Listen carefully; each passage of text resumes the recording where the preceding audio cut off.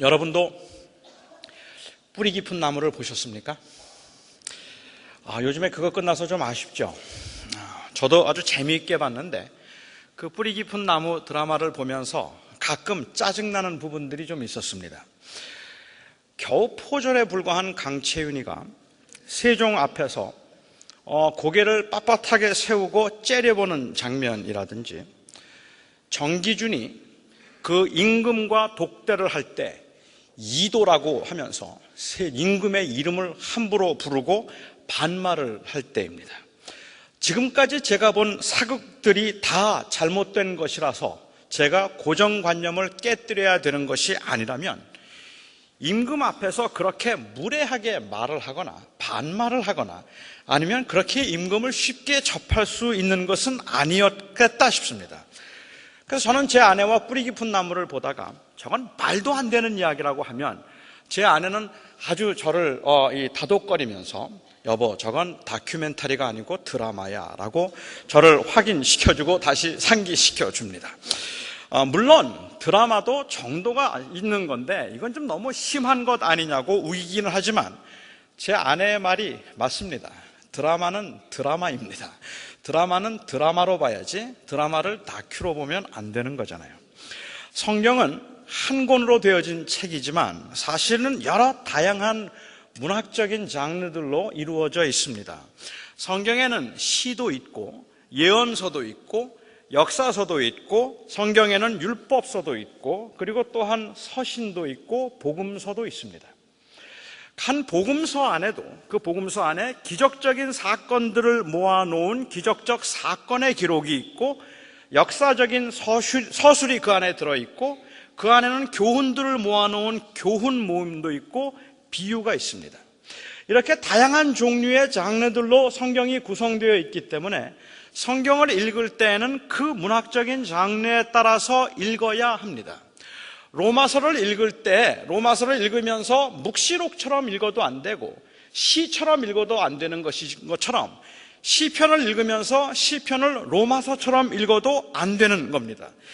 이 비유라고 하는 것을 읽을 때는 그 로마서와는 달리 세부적인 내용들의 어떤 논리적 혹은 신학적인 의미를 부여하려고 하거나 아니면 그것을 지나치게 따져서 그것을 세분화하려고 하는 것은 굉장히 위험합니다. 그래서 이 비유를 해석하거나 비유를 풀 때 가장 경계하는 것 중에 하나가 바로 이 theologizing입니다. 신학화시키려고 하는 거죠. 작은 것들까지라도 세세한 부분들의 어떤 의미를 부여하려고 하는 것은 굉장히 위험할 수 있습니다. 비유라는 것은 일반적으로 사람들의 이해를 돕기 위해서 그 복잡한 내용을 쉽게 설명한 것이지만 때로는 특정한 사람들에게만 알도록 하고 다른 사람들은 알아듣지 못하도록 하기 위한 목적으로 이 비유가 사용되기도 합니다. 그렇기 때문에 비유를 볼 때는 그 비유가 어떤 사람에게 어떤 의도로 기록되었는가 하는 것이 굉장히 중요하고 우리는 어떤 의도에서 누구에게 그 비유를 말했는가 하는 것을 먼저 살펴보아야 비유를 이해하기가 쉬울 겁니다. 아마 이 비유와 비슷한 것이 우화일 텐데 제가 이솝의 우화 중에 하나를 여러분들에게 소개해 드리죠. 이솝 우화 중에 이런 이야기가 있습니다. 석류나무와 사과나무가 서로 누구의 열매가 더 좋은가 논쟁을 벌였습니다. 석류나무는 석류가 가장 맛있고 그리고 석류는 굉장히 귀한 것이라고 자랑을 했고 사과나무는 사과가 제일 맛있고 사람들이 가장 좋아하는 그러한 과일이라고 사랑을 받는 과일이라고 주장을 했습니다. 서로 누가 더 귀한 과일인가 하는 것을 가지고 이야기를 하다가 언성이 높아지고 고성이 오고 가고 마침내 험한 말들이 오고 가기 시작했어요. 두 나무가 이렇게 싸우는 것을 듣고 있던 가시나무가 갑자기 벌떡 일어나더니 두 나무를 향해서 한마디 던졌습니다. 친구들아, 이제 그만하자. 우리까지 싸움에 끼어들어서야 되겠느냐? 여러분이 이 우화의 교훈이 뭐라고 생각하십니까? 이 우화를 보면서 어떤 교훈을 우리가 얻을 수 있을까요? 제가 이 우화의 교훈이 무엇인가 하는 것에 카멘터리를 달았던 어떤 그 주석 책을 하나 보았더니 그 이솝 우화에 대한 주석 가운데 이 설명에는 이렇게 되어 있었어요. 훌륭한 사람들이 논쟁을 하면 어리석은 사람들이 꼭 끼어들어서 자기를 같은 부류인 것처럼 생각하는 법이라고 하는 것이 바로 이 우화의 교훈이다라고 이야기했습니다. 그러니까 이 고상한 사과나무와 고상한 석류나무가 이 어느 과일이 더 맛있는가를 가지고 진지하게 아주 차원 높은 토론을 하고 있는데 이 형편없는 주제도 모르는 가시나무가 사과나무와 석류나무더러 우리라고 부르는 게 문제라는 거예요. 우리까지 싸움에 끼어들어서 되겠는가라고 우리까지 해서 책망을 해서 자기도 그들 중에 한 부류라고 생각하는 이런 주제 모르는 그 가시나무를 책망한 것이다. 이게 그의 교훈이라고 그렇게 설명을 했습니다. 근데 저는 이 비유를 읽으면서 훨씬 더 심오한 뜻이 있겠다고 생각했어요. 제가 이해하기는 이렇게 이해했습니다. 사람들이 하도 싸움을 많이 하고 하도 분쟁이 많으니까 사과나무와 석류나무가 싸울 때 아주 보잘것없어 보이는 가시나무가 오히려 두 나무를 책망하면서 이 사람들이 많이 싸우고 그렇지 않아도 세상이 복잡한데 우리 나무들까지 거기에 끼어들어서 되겠느냐고, 그냥 서로 잘난 척하고 싸우는 사람들은 자기가 정말 잘난 줄 알고 있지만 세상에 있는 대부분의 사람들은 그렇게 싸우는 사람들을 보면서 비웃고 있다는 교훈을 이 이솝의 우화를 통해서 볼 수 있지 않을까라고 저는 그렇게 이해했습니다. 그 이솝 우화를 연구하는 사람이 했던 그 해석과 그리고 제가 한 해석 중에 어떤 게 더 맞는가 하는 것은 여러분들의 판단에 달려 있습니다. 저는 여러분들은 다 제 편이라고 믿고 있습니다. 그렇기 때문에 누가 맞는가 하는 것을 이야기한다면 아마 여러분들이 들으시기에는 틀림없이 제가 더 설득력 있고 일리가 있다고 생각해 주시리라고 믿습니다. 비유는 그만큼 해석이 어렵습니다. 우화도 해석이 어렵고 비유도 해석이 어려운데 오늘 제가 여러분과 함께 생각해 보고 싶은 이 비유는 굉장히 유명한 비유임에도 불구하고 해석도 굉장히 다양하고 적용도 너무 다양해서 오히려 굉장히 혼란스러운 비유이기도 합니다. 이 비유는 일명 씨 뿌리는 자의 비유라고 불리우기도 하는데요. 제가 오늘 여러분들에게 이 비유를 소개하고 설명해 드릴 때 한번 그 배경을 여러분들이 한번 상상해 보실 수 있으면 좋겠습니다. 주님께서 한 번은 집에서 나가셔서 바닷가로 가셨습니다. 주님께서 바닷가로 가시니까 정말로 수많은 사람들이 구름같이 주님 앞에 몰려들었어요. 굉장히 많은 사람들이 주님 앞에 몰려들어서 주님이 운신조차 할 수 없었기 때문에 주님께서는 배를 띄우시고 그 배로 들어가셨습니다. 배에 들어가시고 이 해변으로부터 조금 거리를 두시고 수많은 사람들은 모여서 해변가에 모여 주님을 둘러싸기 시작했습니다. 그리고 배에 들어가셔서 주님께서는 이제 이 비유를 말씀하시는 거예요. 주님께서 강론을 하시면서 씨 뿌리는 농부가 있었습니다. 이 농부가 나가서 씨를 뿌릴 때 어떤 씨는 길가에 떨어져서 뿌리도 내리지 못한 채 새가 와서 먹어버렸고, 어떤 씨는 돌짝밭에 떨어졌는데 그 돌짝밭에 떨어진 것은 흙이 깊지 않아서 뿌리를 내리지 못하고 결국은 말라 죽었고, 어떤 씨는 가시밭에 떨어져서 뿌리를 조금 내리는 듯 했지만 그 잡초에 의해서 양분을 다 빼앗겨 말라 죽어버리고 말았습니다. 그리고 어떤 씨는 옥토에 떨어져서 많은 결실을 맺었습니다. 들을 수 있는 사람은, 알아들을 수 있는 사람은 알아들으십시오. 이게 이 비유의 끝입니다, 여러분. 주님께서는 이렇게 이 말씀을 그냥 그 말씀으로 끝내셨어요.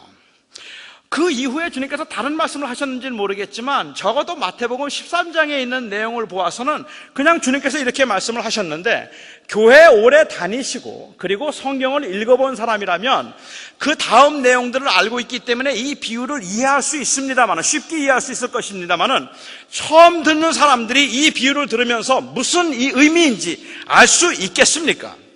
일반적으로는 주님께서 비유를 말씀하시기에는 그 비유가 무엇을 의미하는지 설명해 주시는데, 이 비유에는 그야말로 밑도 끝도 없이 주님이 말씀하신 비유였습니다.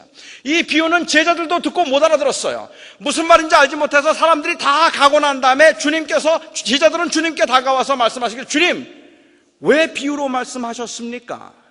이 비유의 뜻이 무엇입니까? 묻습니다. 왜 비유로 말씀하셨느냐고 묻는 이 질문의 의도는 우리도 못 알아들었다는 말입니다. 저 사람들은 못 알아들었을 겁니다. 그런데 알아듣지도 못하게 왜 비유로 말씀하셨습니까? 라고 그렇게 물었고, 주님께서는 너무 뜻밖에도 말씀하시기를, 내가 비유로 말한 이유는 귀가 있어도 듣지 못하고 눈이 있어도 보지 못하게 하기 위함이다. 못 알아듣게 하기 위해서 비유로 말했지, 그 말씀하셨습니다. 그리고는 제자들에게 주님께서는 이 비유를 설명해 주셨습니다. 주님께서 그 제자들에게 비유의 의미를 설명하시면서 길가에 떨어졌다는 것은 복음을 들었지만 복음을 거부하는 사람들을 의미하고, 돌짝밭에 그 씨가 떨어졌다는 이야기는 복음을 들을 때는 기쁨으로 받았지만 그 복음으로 인하여서 환난을 받게 되거나 고난을 당하게 될 때, 그때 그 복음을 그냥 잃어버리는, 아니면 그냥 버리는 사람들을 의미하고, 가시밭에 떨어졌다는 이야기는 기쁜 마음으로 시작을 하지만 세상의 재리의 유혹과 재물에 대한 유혹과 쾌락과 향락을 쫓아다니느라고 그것을 버리지를 못해서 결국은 양분을 다 빼앗겨 버려서 말라 죽는 씨를 의미한다. 그렇게 그 복음을 끝까지 지키지 못하고 세상에 빠지는 사람들을 의미하는 것이고, 옥토에 떨어졌다는 것은 복음을 듣고 깨달아서 많은 결실을 맺는 것을 의미한다라고 말씀하셨습니다. 그리고는 주님은 천국의 비밀을 아는 것이 다른 사람들에게는 허락되지 않았기 때문에 이 비유를 사용하셨다고 했고, 제자들에게만 비유의 의미를 설명해 주셨습니다. 왜 주님께서는 그렇게 하셨을까요? 도대체 이 비유의 의미, 교훈이 무엇일까요? 일반적으로 사람들은 이 비유를 들으면 이렇게 이해를 했습니다. 사람들의 마음에는 돌짝밭과 같은 마음도 있고 가시밭과 같은 마음도 있고 그리고 길가와 같은 마음도 있습니다. 복음이 마음에 떨어져서 그 열매를 맺도록 하기 위해서는 여러분들의 마음밭을 잘 기경해야 합니다. 여러분들이 복음을 들을 때, 복음을 듣고 그 다음에 주님을 따르고자 할 때 혹이라도 그 고난과 환난 때문에 여러분들의 마음이 두려워지거나 불안한 마음이 생길 수 있다면 여러분들은 여러분의 마음에 있는 그 돌들을 다 제거해야 합니다. 여러분들의 마음속에 유혹이 있거나 재물에 대한 유혹이 있거나 세상에 있는 것들을 보고 안락과 쾌락을 쫓아가려는 그러한 마음들이 있다면 여러분들은 그와 같은 가시덤불들을 전부 다 여러분들은 걸러내셔야 합니다. 여러분들의 굳어진 마음을 깨뜨리시고 여러분들의 그 상한 마음, 여러분들의 마음속에 있는 욕심들을 다 버리시고 여러분들의 마음속에 있는 그런 불안하고 두려운 마음들을 모두 다 제거해 버리면 복음이 여러분들의 마음에서 30배, 60배, 100배의 열매를 맺게 될 것입니다. 자, 여러분들은 어떤 마음이십니까? 지금 여러분들의 마음은 돌짝밭입니까? 아니면 가시밭입니까? 아니면 옥토입니까? 여러분들의 마음이 돌짝밭이라면 돌짝밭을 기경해야 할 것이고 가시밭이라면 가시를 거두어 내어야 할 것입니다. 여러분들의 마음은 어떤 밭입니까? 보통은 이렇게 설교가 진행이 됩니다. 아멘 하시면 안 돼요. 이렇게 설교가 진행이 되면 여기 계신 모든 분들이 다 제가 생각할 때는 자신을 옥토라고 생각하는 사람은 거의 아무도 없을 겁니다. 아닙니까? 아멘이에요. 맞아요. 아니, 우리는 정말로 옥토가 아니에요. 내가 생각할 때는 나는 돌짝밭인 것 같기도 하고 가시밭인 것 같기도 하고 굳어버린 그런 길가와 같은 마음인 것처럼 그렇게 느껴질 때도, 그렇게 여겨지는 때도 있다는 말입니다. 그래서 여러분들의 마음을 밭을 기경하라고 말하면 그러면 그냥 그것이 다 맞는 말인 것 같기는 한데 오늘 이 비유에 대한 정당한 해석이 아니라고 저는 생각합니다. 오늘 이 비유는 여러분들의 마음밭이 어떤 밭인가 하는 것을 이야기하거나 강조하거나 그래서 여러분들의 마음밭을 잘 기경해야 복음의 결실을 맺을 수 있다는 이야기를 하고 있는 것이 아니라고 저는 생각합니다. 제가 그렇게 생각하는 이유는 우선 첫 번째로는 복음의 능력이 우리의 마음을 바꾸는 것이지 우리가 노력해서 마음 준비를 잘해야 복음이 역사하는 것이 아니기 때문에 그렇습니다. 우리의 마음을 잘 준비하고 그렇게 마음밭을 잘 다스려 놓으면, 잘 다져 놓으면, 그러면 복음이 그때 들어와서 역사하는 것이 아니라 우리의 굳고 악하고 교만하고 탐욕스러운 우리의 마음들을 바꾸고 변화시키는 것이 바로 복음의 능력입니다. 그렇기 때문에 저는 우리의 마음밭을 바꾸라는 이야기를 여기서 하고 있는 게 아닌 것 같고, 두 번째 더 심각한 문제가 있다면, 정말 그렇게 마음을 준비해야 하는 것이라면 이 비유를 들었던 모든 사람들에게 비유의 의미를 설명해 주셨어야 합니다. 그것이 바로 복음 전파의 의미이기 때문에 그렇습니다. 그냥 길가에 떨어졌다 죽은 것도 있고, 그 다음에 돌짝밭에 떨어져서 이 뿌리를 내리지 못한 것도 있고, 길가에 떨어져서 말라 죽은 것도 있다. 옥토에 떨어진 씨만 잘 되었다. 이렇게 끝내고 사람들이 그것을 이해할 수 있기를 기대하고 그 말씀을 듣고 하나님 앞에서 마음을 돌이킬 수 있기를 기대했다면 그건 아닐 거란 말입니다. 주님께서 정말로 사람들이 회개하고 돌이키기를 원하거나 마음을 준비하기를 주님께서 원하셨다면 그 제자들에게 말씀하실 때 비유의 의미를 왜 어떻게 해야 되는가 하는 것을 설명해 주었어야 합니다. 그런데 주님께서는 그렇게 하지 않으셨어요. 골탕을 먹이기 위한 것이라면 몰라도 이 중요하고 필요한 말씀을 알아듣지 못하게 비유로 말씀하셨다는 것이 여러분들은 이해가 되십니까? 예수님의 말씀을 듣는 모든 사람들이 회개하고 마음을 준비해서 옥토가 되도록 하는 것을 원하셨다면 당연히 비유를 듣는 모든 사람들에게 의미를 설명하셔서 너희도 빨리 마음밭을 옥토로 만들라고 하셨어야 하지 않겠습니까? 저는 이 비유를 그렇게 이해하면 안 된다고 생각했습니다. 오늘 비유에서는 돌짝밭과 가시밭은 결국은 복음이 말라 죽은 그러한 절망의 밭입니다. 우리의 마음밭이 돌짝밭이거나 아니면 가시밭이라고 생각해서는 이건 여간 불안하고 여간 두려운 일이 아닙니다. 여기에 문제가 되는 밭들은 주님을 결국은 영접하지 못하는 경우들을 의미하는 겁니다. 여전히 돌이 있고 여전히 잡초가 있다 하더라도 주님과 인격적인 관계를 맺고 예수님의 주님 되심을 인정하는 사람들은 모두가 다 옥토입니다. 여러분들이 얼마나 부족하든지 얼마나 연약하든지 여러분들이 예수 그리스도를 나의 주님이라고 고백하고 그 주님을 붙들고 살고 있다면 여러분들은 옥토입니다. 옥토의 특징은 그 옥토에는 돌도 없고 가시도 없다는 뜻이 아닙니다. 거기에는 가시도 있고 돌도 있지만 뿌리가 내려서 결실을 맺게 만든다는 것이 옥토의 특징인 겁니다. 아무것도 없는 상태를 의미하는 것이 아니라서 우리가 유혹을 받기도 하고 때로는 흔들리기도 하지만 그럼에도 불구하고 예수 그리스도를 나의 주님이라고 고백하고 붙들 수 있는 사람들은 그 마음속에 있는 비록 그 돌과 같고 가시 같은 부분들을 종종 본다고 할지라도 무슨 밭이냐고 물으면 우리는 옥토라고 말해야 합니다. 거기에만 구원이 있기 때문입니다. 그 다른 밭들에는 사실은 구원이 없으니까 그렇죠. 그렇기 때문에 주님께서는 제자들이 주님을 배반하기도 하고 욕심에 걸려 넘어지기도 할 것을 아셨지만 그들을 옥토라고 여기시고 오늘 이 비유를 말씀하고 계시는 겁니다. 그렇다면 다시 한번 묻습니다. 여러분, 이 비유의 교훈은 무엇일까요? 마태복음 13장을 보통은 천국장이라고 부릅니다. 발음이 조금 정확하지가 않았죠.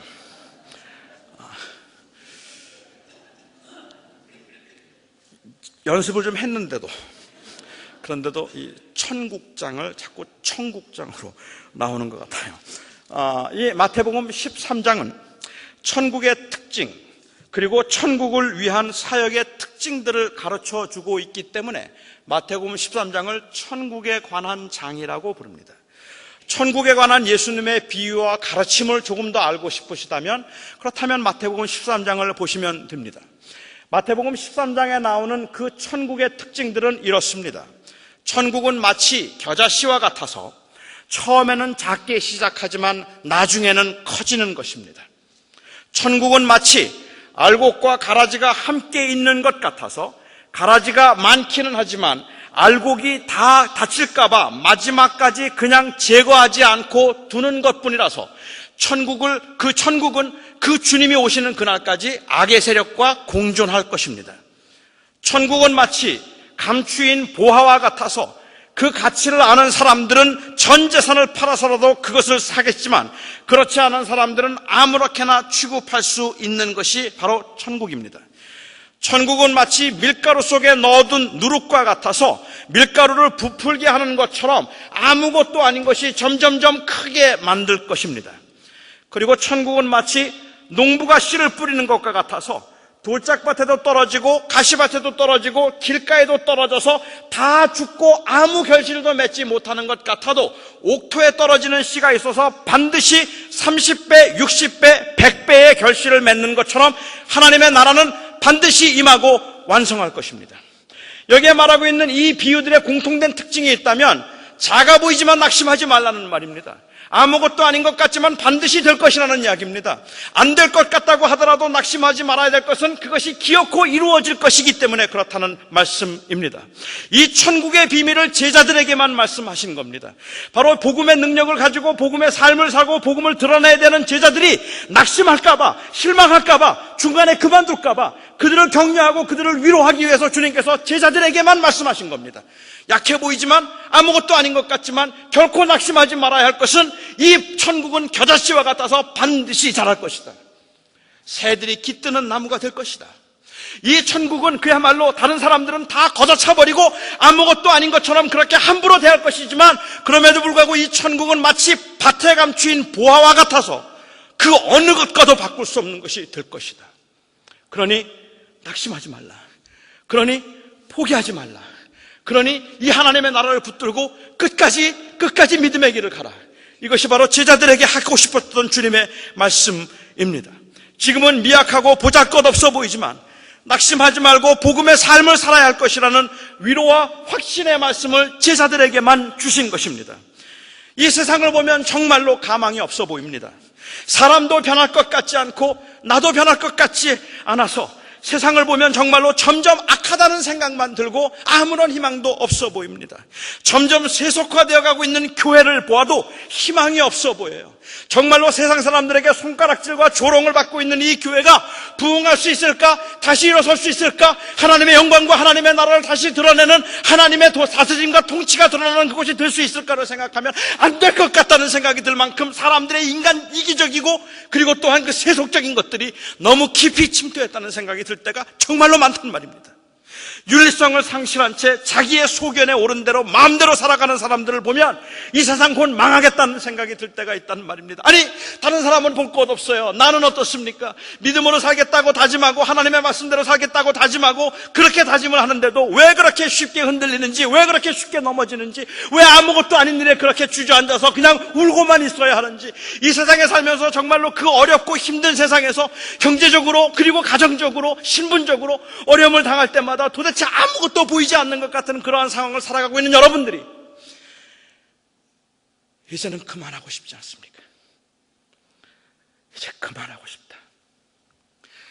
이제는 그만 쉬었으면 좋겠고 이제는 그만 이런 고생했으면 좋겠고 마치 무엇이 될 것처럼 꼭 될 것처럼 희망을 가지고 다시 한번 일어서서 해보고자 하는 그 노력과 의욕조차도 이제는 나에게 아무런 의미가 없는 것 같다고 그냥 주저앉아서 그냥 흘러가는 대로 흘러가게 하고 그 거친 역류에 거슬러 올라가는 이 어리석고 무모한 짓들, 바위로 돌로 치는 것 같은 그러한 그 되지도 않을 것 같은 일들을 하나님의 말씀을 붙들고 살겠다고, 제자로 살겠다고 그렇게 애쓰고 몸부림치는 거 이제 그만하고 싶다.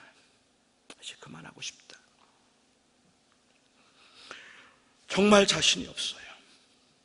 제자들은 안 그랬겠습니까? 제자들이 힘들지 않았겠습니까? 그 핍박과 그 환난 가운데 아무도 자기의 말을 들어주지 않는 것 같을 뿐만 아니라 그 수십 년 동안의 생활을 가난과 그리고 질병과 때로는 피곤함과 싸우면서 제자의 삶을 살아가야 하는 그들에게 얼마나 자주 낙심할 수밖에 없는 순간들이 있었겠습니까? 그런 그 제자들에게 주님께서 말씀하시기를 하나님은 반드시 이기신다. 하나님의 나라는 반드시 임한다. 이 노력과 수고가 제자의 삶을 통해서 이루어지는 하나님의 교회는 기어코 하나님께서 회복시키시리라. 주님의 교회는 반드시 승리할 것이라. 진리는 반드시 이기고 견뎌서 뿌리를 내리게 될 것이라고 말씀하십니다. 눈에 보이는 대로 세상을 살아가며 천국을 조롱하고 하나님의 다스림을 인정하지 않던 사람들이 부끄러움을 당하는 날이 반드시 올 것이라고 주님은 말씀하십니다. 그러니 사랑하는 자들아, 낙심하지 말라. 믿음으로 살기를 포기하지 말라 말씀하십니다. 저는 게임을 좋아합니다. 좀 더 정확하게 말씀드리자면 게임보다는 그 게임을 통해서 가지는 성취감을 저는 좋아합니다.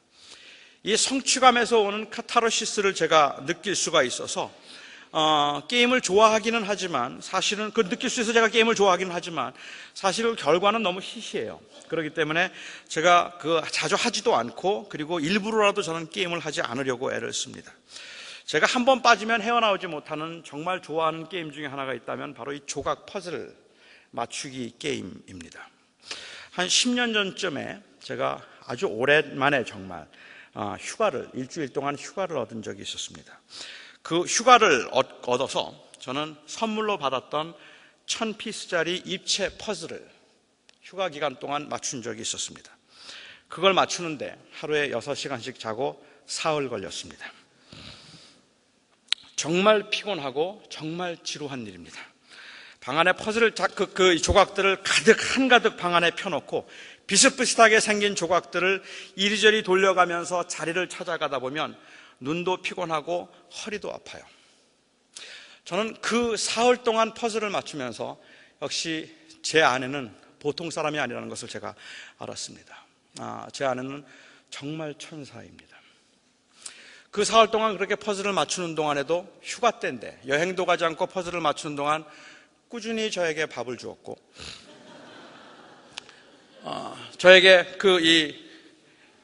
싸우자고 하지도 않고 싸우자는 말도 하지 않고 꾸준히 밥을 주면서 그러면서 지나가며 오며 가며 그냥 항상 한마디만 했어요. 저를 눈이 마주칠 때마다 항상 한마디. 미쳤군. 미쳤어. 그냥 미쳤다는 말만 하더라고요. 저보고 미쳤어. 그러면서도 밥은 주었고 저는 사흘 만에 마침내 그 입체 퍼즐을 백설공주 성 퍼즐이었는데요. 그 성을 제가 다 맞출 수 있었습니다. 아마 여기 계신 여러분들도 저보고 미쳤다고 생각하실 겁니다. 저보다 더 미친 사람이 있습니다. 잭 해리스라고 하는 사람인데 그가 78세 때 2002년도에 19세기 때 그려진 돌아온 탕자에 관한 그림이 있는데요. 그 그림으로 아주 어렵게 만든 5000피스짜리 퍼즐을 그가 맞추기 시작했습니다. 2002년도에 그가 맞추기 시작했습니다. 그 퍼즐에 도전했죠. 여러분 얼마 걸렸는지 아십니까? 8년 걸렸습니다. 그리고 2010년에 이 조각을 맞췄어요. 그 중간에 아내도 세상을 떠났고 78세에 시작해서 86세에 되어서나 겨우 이 퍼즐을 맞췄는데 그렇게 8년에 걸쳐서 퍼즐을 다 맞추고 난 다음에 이 잭 해리스는 너무너무 실망을 했다고 그 상실감을 한번 이 인터뷰에서 표현한 것을 제가 본 적이 있습니다. 너무너무 실망했다는 거예요. 다 맞추고 났더니 조각이 하나 없더래요. 8년 동안에 하나가 어디로 간 거예요. 그분은 짐작하기를 개가 먹었을 것 같다고 그 이야기를 하는데 피스 하나가 없어졌습니다. 너무너무 실망을 하고 8년의 그 수고가 헛수고가 된 것 같아서 너무 슬펐다고 그렇게 말을 했습니다. 저는 그 기사를 보면서 내가 만약에 인터뷰어라면 한번 그 질문을 한번 해보고 싶다는 생각이 들었어요. 만일 이 조각 가운데 이 몇 개의 조각이 없다는 걸 알았다면 알고도 시작하셨겠습니까? 라는 걸 한번 물어보고 싶었어요. 그리고 제가 짐작하기엔 저라면 그거 다 맞췄지만 3개의 피스가 없다든지 아마 1개만이라도 피스가 없다면 저는 시작하지 않을 것 같아요. 거기서 오는 성취감이 없기 때문입니다. 그것은 별로 의미가 없어요. 그렇게 한다는 고생만 했지. 그래서 저는 한번 물어보고 싶었어요. 이 하나의 조각이 없는 걸 알고도 하셨겠습니까? 묻고 싶었습니다. 한 조각이 없었을 거 알았다면 못할 것 같았기 때문이죠. 이렇게 그야말로 하찮은 것을 시작하면서도 결과가 보장되지 않으면 하고 싶지 않은데 인생을 걸고 살아야 하는 이 일에 결과가 보장되지 않는다면 여러분 하시겠습니까? 또한 그 결과가 보장이 되어서 그 수고가 헛되지 않음을 우리가 안다면 여러분, 어찌 그 중간에 이것을 멈출 수가 있겠습니까? 하나님의 나라는 반드시 임합니다. 선교사들의 수고와 땀이 헛된 것처럼 보여도 거기에 뿌린 씨를 통해서 영혼 구원의 역사가 나타나고 중보의 기도들이 무의미한 반복인 것처럼 그렇게 보여도 하나님의 나라를 갈망하는 사람들의 기도를 통해서 하나님은 상상하지 못한 일들을 이루실 것이고, 주님의 통치가 드러나는 교회의 회복을 위한 그 염원과 그 또한 간절한 기대도 지금 말할 수 없는 조롱과 비판을 뚫고 반드시 꽃을 피우는 날이 있을 것입니다. 예수님께서 이 땅에 오심으로 도래한 하나님의 나라가 주님의 제자들이 보기에는 하잘것없고 너무 미미해서 아무도 복음을 받아들이지 않을 것 같았고, 아무도 제자의 말을 믿을 것 같지 않았고, 그 거대한 로마 제국의 핍박 앞에 그야말로 짓밟혀 무너져버릴 줄 알았는데, 하나님의 계획과 하나님의 뜻이 있었기에 그 나라는 무너지지 아니하고 오히려 그 새들이 둥지를 틀 만큼 이렇게 자랐습니다. 하나님의 승리가 확정되었다면 가장 안타까운 것은 고난을 당하는 것도 아니고 넘어지는 것도 아닙니다. 하나님의 승리가 확정되었다면 가장 안타까운 것은 바로 낙심하는 것이고 그 싸움을 포기하는 것입니다. 제가 결론을 내립니다. 씨 뿌리는 자의 비유는 제자들에게 하신 비유입니다. 복음의 증인으로 제자의 삶을 살고자 하는 자들에게 낙심하지 말고 끝까지 이 제자의 삶을 살라고 주께서 위로해서 하신 말씀이 바로 천국의 비유입니다. 저는 이 연초에 이 비유를 통해서 우리 사랑하는 여러 교인들이 위로를 받을 수 있고 새로운 힘을 얻을 수 있으면 좋겠다 싶습니다. 1년 동안 저와 여러분이 넘어야 할 산들이 여전히 있습니다. 1년 동안 저와 여러분이 건너야 할 강들이 있습니다. 아니, 2011년 한 해를 돌아보면 제가 알고 있는 너무 많은 분들이 너무 어려웠기 때문에, 너무 힘들었기 때문에 이걸 어떻게 견딜까 싶은 그러한 이 두려움과 불안함과, 때로는 그 두려움과 불안함이 극에 달해서 분노와 섭섭함과 때로는 좌절과 실망을 경험하면서 여러분들은 2011년을 힘들게 마치셨습니다. 그리고 2012년을 새롭게 시작하는 지금, 내가 이제는 될 것 같다고 하는 그러한 희망을 보면서 달려가는 것이 아니라 오히려 더 어둡고 더 컴컴한 절망 가운데서 새해를 시작하기에, 이 한 해를 시작하면서 과연 온 한 해는 또 무슨 일이 있을까, 오히려 더 불안한 것이 여러분들의 모습일지도 모르겠다고 생각합니다. 저도 어느 때는 절망을 봅니다. 아무리 노력해도 소용이 없겠다 싶고, 이거 하는 거 다 쓸데없는 일일 뿐이고 에너지만 소비하는 것이지 누가 변할까라는 생각이 들 때가 있습니다. 누가 변할까라는 생각은 저에게도 적용이 되어서 나는 변할 수 있을까? 나의 이 욕심과 나의 이 태만과 그리고 이 나의 이기적인 생각들이 정말로 다 내려놓고 주님의 영광과 주의 나라를 위해서 내가 변화되어서 주님만을 위해서 살아가는 그 모습으로 하나님의 영광을 드러내고 제자의 삶을 사는 그 일들이 과연 나에게 가능하기는 한 걸까? 이런 절망들을 보고 그렇게 그 끝이 절망스럽다고 생각해 아무것도 보이지 않을 때면 그야말로 그냥 그만 주저앉고 싶습니다. 오늘 주님께서 하시는 이 말씀은 그런 저와 여러분들에게 어찌 생각하면 그냥 가느다란 빛입니다. 절망 너머에서 보여지는 희망의 빛입니다. 하지만 주님은 우리에게 말씀하십니다. 반드시 이긴다. 반드시 된다. 그러니 낙심하지 말고 금년 한 해도 내게 주어진 그 삶에 포기하기보다 하나님이 기뻐하시는 삶, 하나님이 기뻐하시는 일, 주님이 원하시는 그 일을 하고 싶다는 그 열망이 묻히지 말게 하시고 사라지지 말게 하시고 가느다란 빛이라도 그것을 붙들고 한 해를 견딜 수 있기를 바랍니다. 산도 넘어야 하고 바다도 건너야 하지만 주님께서는 산과 바다를 건너고 넘어야 하는 저희들을 향하여서 말씀하시기를 너의 수고가 결코 헛되지 아니할 것이니 기어코 열매를 맺으리라 말씀하십니다. 기도하겠습니다. 자비로우신 아버지 하나님, 이제 2012년을 시작하고 며칠 지났습니다. 2011년에 우리 사랑하는 성도들이 얼마나 많은 굴곡의 삶을 살았는지 주님이 아십니다. 하나님, 2012년을 시작하고 하나님 앞에 결심하고 다짐하지만 우리가 믿을 수 있는 건 우리의 의지도 아니고 우리의 믿음도 아닙니다. 우리가 믿을 수 있는 건 주님의 약속입니다. 하나님의 나라가 임할 것을 믿습니다. 하나님이 승리하실 것을 믿습니다. 아버지 하나님, 그래서 우리 사랑하는 성도들이 한 주간을 살 때에도 그 믿음으로 살 수 있게 하여 주시옵소서.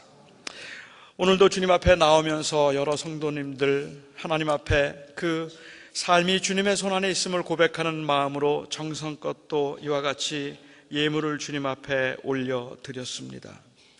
하나님, 참 부족하고 또 불안하고 그리고 참 2011년도에 2012년을 시작하면서도 여전히 쪼들리는 삶 가운데 사는 성도들이 쪼개어서 정성을 다하여서 드린 헌금입니다. 아버지 하나님, 주님께서 우리 사랑하는 성도들을 한 주간 동안도 지켜주셔서 그들의 필요한 것들을 채워주시옵시고 하나님, 그 물질로 인하여 그 마음이 약해지거나 낙심하지 않도록 주께서 붙들어 주시옵시며 하나님이여, 그 마음에 소원하는 것들을 주님께서 선하게 응답하여 주시옵기를 간절히 기도합니다.